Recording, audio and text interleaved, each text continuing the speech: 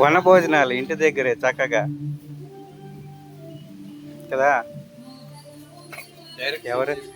ఎవరెవరు ఏం చేస్తున్నారు సంవత్సరం తర్వాత చక్కగా మెమరీగా చూసుకోవచ్చు. తొక్కలే పని చేసేటప్పుడు పని చేసేవాళ్ళు లాగానే ఉంటారు కదా. నువ్వు కనబడలేదు కదా, ఈడు మొత్తం తీసేసాడు.